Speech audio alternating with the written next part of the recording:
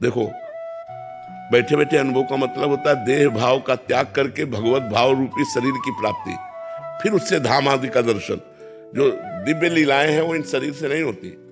दिव्य लीला के लिए दिव्य भाव होता है, जैसे सहचरी भाव, गोपी भाव, सखा भाव, वात्सल्य भाव, तो इनमें वो भाव देह प्राप्त होता है। अब वो तुम्हें दिखाई इसी शरीर में रहा है, लेकिन वो अपने शरीर से प्रियाजू के पास है, इस शरीर से नहीं। सहचरी में पूछे प्रियाजू के पास है, गोपी स्वरूप से श्री कृष्ण के पास है, सखा स्वरूप से श्री कृष्ण के पास। वो भगवान के धाम लीला रूप का पूरा अनुभव कर रहा है, जैसे हम आपका अनुभव कर रहे हैं प्रगट में, ऐसे अनुभव कर रहा है। और वो ऐसे जब फिर चेतना आई तो खान पान शरीर की जो प्रक्रिया है वो हो रही वैसे।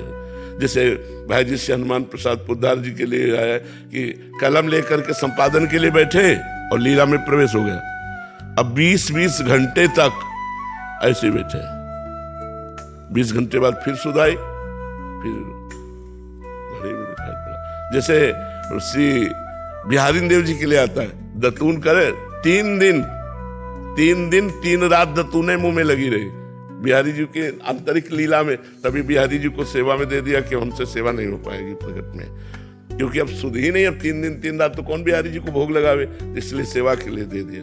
7 दिन तक इस भाव में डूबे रहे हुए मृद चिबुक प्रलोई प्रबोधत तू भामिनी करसों करटारत श्री नागरी दासी।